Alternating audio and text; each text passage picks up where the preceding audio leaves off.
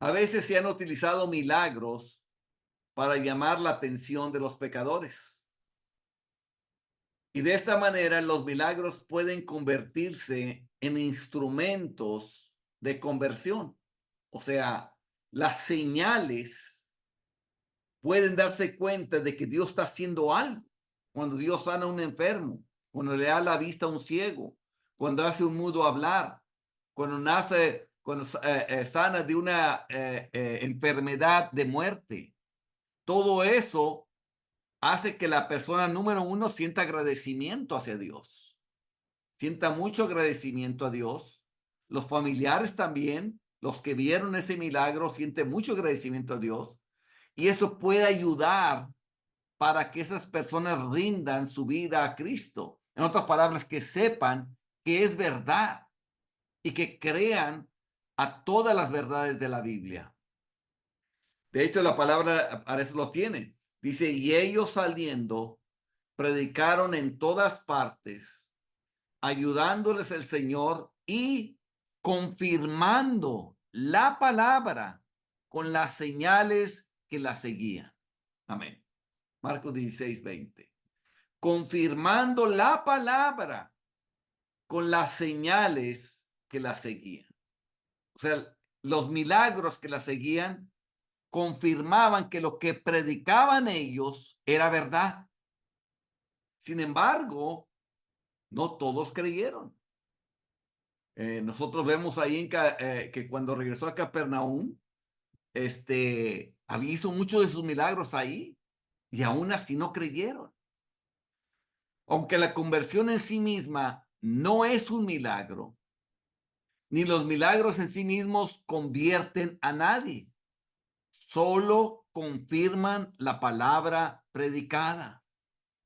O sea, el milagro no convierte a nadie, solo te hace creer que la palabra es verdad, que lo que estás oyendo es verdad. Pero ya de ahí toca al pecador creer esa palabra que le está ayudando con el milagro, ayudándolo a él para que se arrepienta y deje su mala manera de vivir. Inclusive, hasta Faraón, Dios le dio su oportunidad. Las primeras 5 veces, Dios hizo milagros con él. Cuando cada plaga que le enviaba era para ayudarle a creer, le estaba diciendo, esto te va a pasar si no nos dejas ir. Y pasaba. Esto te va a pasar y si no nos dejas ir. Y pasaba. Todos esos milagros era para confirmar la palabra de que era Dios el que estaba diciendo que lo dejara ir.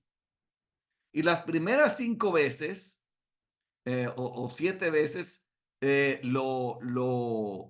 Faraón se endurece. Ya las últimas es un juicio. Es Dios el que lo está endureciendo. En otras palabras, se acabó el tiempo para él para arrepentirse. Y ya Dios le envió un espíritu engañoso para que creyera la mentira. Y entonces ya no se podía arrepentir. Pero esos milagros tienen la intención de que creyeran en la palabra de Dios. Pueden ser el medio para despertar la atención. Porque claro, despierta la atención. Dios se está moviendo. Pero los milagros no siempre son efectivos incluso en eso. O sea, no todos creen aun cuando ven el milagro. Aun cuando han disfrutado del milagro en su propio cuerpo, hay personas que no dan su vida y no se entregan, aun viendo los milagros claritos. Y si se continúan o se hacen comunes, pronto perderían su poder. O sea, cuando un milagro se hace común, pierde su poder. Así como pierde su poder de que tú siembras un frijol y nazca una planta de frijol.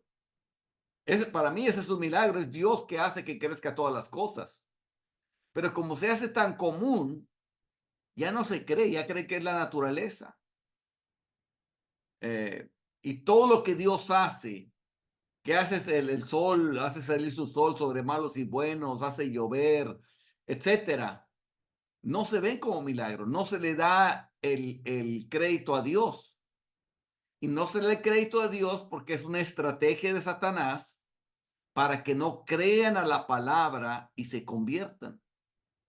Acuérdense que el diablo vino para hurtar, matar y destruir. Y Jesús vino para que tuvieran vida y vida en abundancia.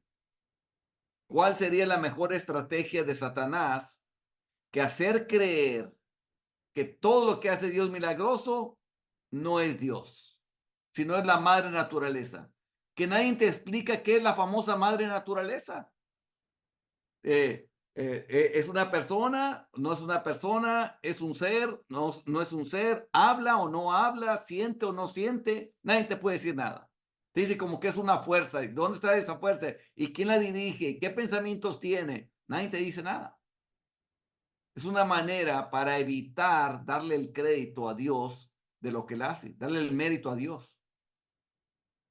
Lo que se necesita en el mundo es algo que puede ser una especie de milagro omnipresente, o sea, que todo el tiempo esté ocurriendo en la mente del pecador, capaz no solo de llamar la atención, sino de fijarla y mantener la mente en cálido contacto con la verdad hasta que se rinda. O sea, que siempre esté presente en él.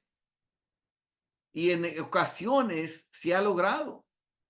Yo me acuerdo de un hermano que me contó, ya después de años después, que me escuchó predicar en una ocasión allá en la Ciudad de México. Y dice que fue la única vez que me escuchó predicar, pero que por 4 años tenía el mensaje fijo en su mente, dándole vuelta, hasta que él se rindió a la palabra y se convirtió. Eso es lo que se necesita. Esa es la obra del Espíritu Santo. Cuando Jesús dijo, y recibiréis poder, cuando haya venido sobre vosotros el Espíritu Santo, y nosotros cooperamos con el Espíritu Santo, buscando lo que el mismo Espíritu Santo quiere hacer, nosotros lo hacemos. Entonces el mensaje es efectivo. Pero si el Espíritu Santo quiere traer convicción de pecado, y yo le quiero decirle que no se sienta mal, que Dios lo ama y otras cosas, entonces estamos opuestos. El Espíritu Santo está buscando una cosa y yo estoy predicando otra cosa. Yo no estoy cooperando con el Espíritu Santo, entonces el Espíritu Santo se va y esta persona no entra en convicción y no pasa nada. Entonces ese mensaje que yo le dije se le va a olvidar. ¿Por qué? Porque el Espíritu Santo no tiene la intención de dejar ese pensamiento en la mente. Quiere dejar el pensamiento que Él quiere que prediquemos. Por eso es muy importante cooperar con el Espíritu Santo, con lo que quiere hacer. Y ya está claramente puesto en la palabra qué es lo que Él quiere hacer. Por eso es este estudio, para que sepamos cómo usar los medios para la convicción y conversión de pecadores. Cómo funciona la mente que hace que se convenzan de la verdad y se conviertan a Jesucristo. Por lo tanto, podemos ver por qué Dios ha dispersado a sus hijos por todas partes, en familias y entre las naciones. Esa es la razón, para ser testigos de Él, para predicar el Evangelio de Jesucristo. Nunca permitiría que estuvieran todos juntos en un solo lugar, por agradable que pudiera ser para sus sentimientos. Yo me imagino que cuando empezó la iglesia, ahí en Hechos 2, cuando estaban en Jerusalén y que se convirtieron 3,000 personas, yo me imagino que traían un gozo tremendo. Y luego, cuando hace el milagro del hombre ahí en el templo de la Hermosa, se convierten otros 5,000. Si ya habían 8,000. Y era una comunión muy hermosa, porque cada uno de los hermanos, como eran de otras naciones, y básicamente se cambiaron, dejaron de vivir donde vivían y se cambiaron a Jerusalén pues las cosas que tenían en los otros lugares las vendían y traían el dinero a los pies de los apóstoles y ahí mismo se compartían unos a otros y era una comunión preciosísima, hermanos, ahí entre los hermanos. Todos estaban apacentándose a sí mismos unos a otros.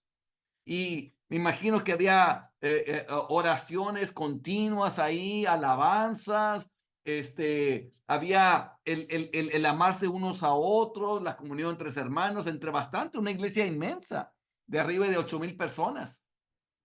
Pero se olvidaron lo que Jesús dijo, que se fueran por todo el mundo a predicar el evangelio. ¿Por qué? Porque sentían bonito, sentían, se estaban apacentando, sus sentimientos estaban agradables, viendo a los hermanos todos juntos, pero se olvidaron del mundo alrededor, porque Dios desea que estén dispersos, porque entre más dispersos están, ellos van a ir a predicar la palabra y otros también se van a convertir. Entonces, ¿qué hizo Dios? Cuando la iglesia de Jerusalén se amontonaba, descuidando salir como Cristo había mandado para difundir el evangelio por todo el mundo, Dios permitió una persecución sobre ellos y los dispersó. Y dice la palabra, y entonces fueron predicando por todas partes el evangelio. Ahí fue cuando los dispersa a todos y ellos se van donde quiera que van predicando por todas partes el evangelio. Y de esas personas que se fueron predicando por todas partes, después fue Pablo y con los diferentes, con Bernabé y con varios, y fueron plantando iglesias porque ya habían discípulos. Y él ya llevó la palabra más sólida para establecer bien esas iglesias y así fue como se formaron. Entonces, queremos que se dispersen, que el evangelio llegue por donde quiera y entonces se pueden establecer más iglesias para que la gente pueda creer. Pero ¿cómo lo hace Dios? Bueno, dispersando a los hermanos, no apacentándose unos a otros en el mismo lugar. En el análisis del texto propongo indagar, número uno, ¿a qué puntos particulares los cristianos deben testificar por Dios? ¿Cuáles son esos puntos los cuales deben testificar por Dios? Y segundo, la manera en que deben dar testimonio. ¿Cómo deben de testificar sobre ello? Y es lo que vamos a ver. Primero, ¿a qué puntos particulares los cristianos deben testificar por Dios?